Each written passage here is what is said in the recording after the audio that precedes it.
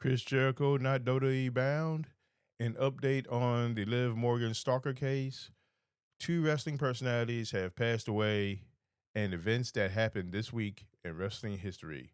I'm Andre Smith, and this is Wrestling Artistry News.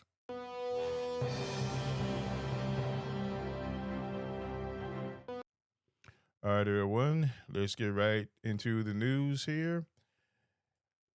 First off, we have an update on Chris Jericho's contract with AEW. And for those of us who are wondering why he hasn't made any appearance in WWE, according to Fightful Select, this is probably why. Fightful Select reports Chris Jericho is still firmly under AEW contract.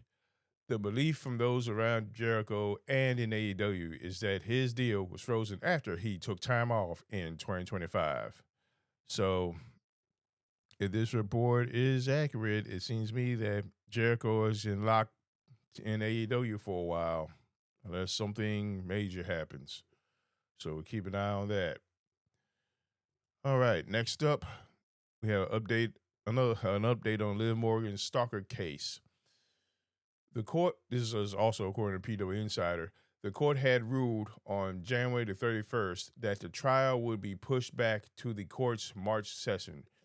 In the status report, it was stated that Sean Chan is currently undergoing a psychological examination and that his right to a speedy trial is paused until that is completed.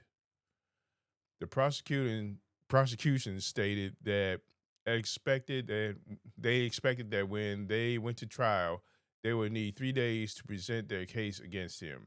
Chan's defense has not stated to the court how long they expect their defense to take before the court.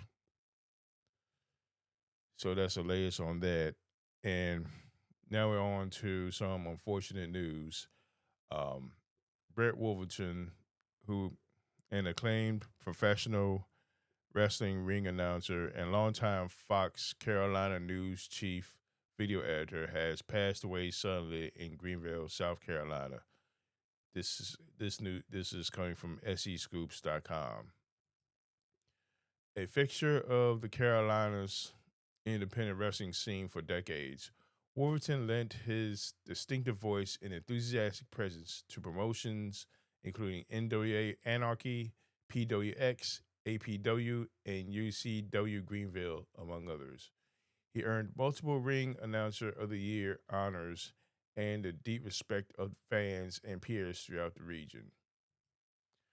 Outside the ring, Wolverton devoted more than 20 years to Fox Carolina News, where he was celebrated as a meticulous storyteller behind the camera and a mentor to countless colleagues in the newsroom. Fox Carolina confirmed his sudden passing in a statement on social media, with co-workers describing him as one of the best in the business. Brett Wolverton was 44. All right. And next up, we have another unfortunate passing as WWE director Curran Silfies, but I know I butchered that name. I apologize for that. Passes away. Selfies, who had been dealing with some health issues privately, passed away last night. Selfies was 75 years old and in recent years had been residing in Florida. This is according to a PW Insider.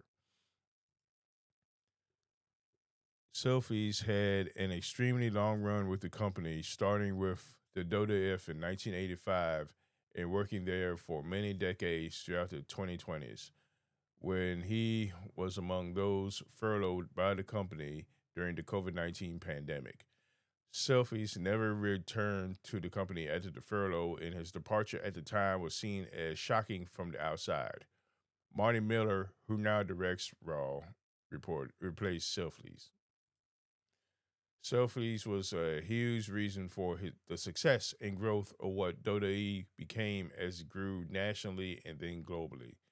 From Saturday night's main events in the 80s era to WrestleMania's to WWE's first broadcast in Saudi Arabia, Selfies was at the helm, directing, helping to curate what professional wrestling fans saw for decades. The prism that influenced how many saw professional wrestling as they grew up. Selfies has also been publicly credited with a great eye for character vignettes in the past by Bruce Pritchard, specifically vignettes used to establish Kurt Hennig as Mr. Perfect in the late 1980s. So my thoughts and prayers go out to the families of both of those men. Now we're going to This Week in Wrestling History. February the 15th, 2004, Eddie Guerrero wins WWE Heavyweight Championship. WWE held their No Way Out pay-per-view in San Francisco, California, headlined by Eddie Guerrero by defeating Brock Lesnar for the WWE Heavyweight title, according to PW Insider. Here is Tim Whitehead's original report on the show. Eddie went for the frog splash, but Lesnar rolled clear and Eddie crashed hard to the mat.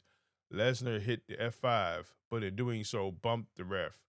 Lesnar scored a visionary fall with the ref out cold. Lesnar retrieved his title belt.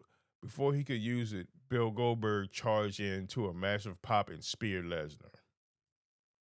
Lesnar took Eddie up for the F5, which Eddie reversed into a DDT right onto the belt. Eddie then hit the frog splash. The ref, still groggy, revived again and counted 3 as Eddie scored the pin.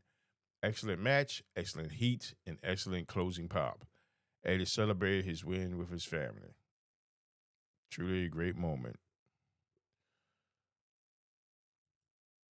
On February the 16th, 1985, Bruno Sammartino comes out of retirement.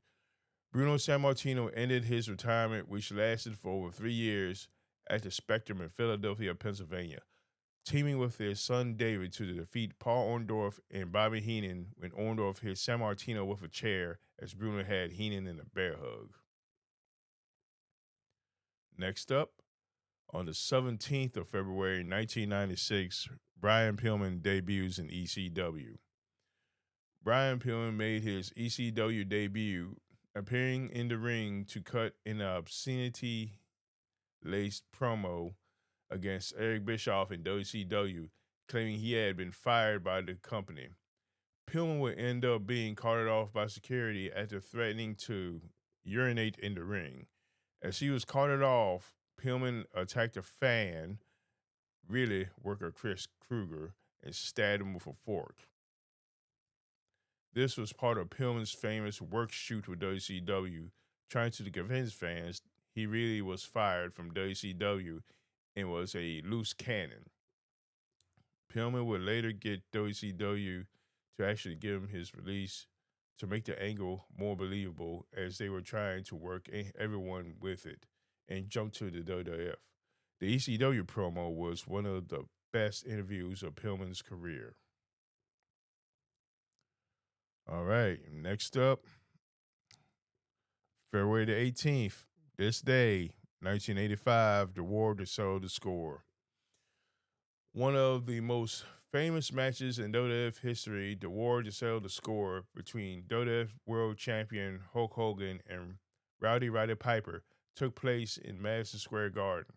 The match, which saw pop star Cyndi Lauper in Hogan's corner, was aired live on MTV. The referee was knocked out during the match, and Paul Orndorff joined Piper in beating down Hogan. And that is it for This Week in Wrestling History and for Wrestling Artistry News. And until next time, fans, so long for now.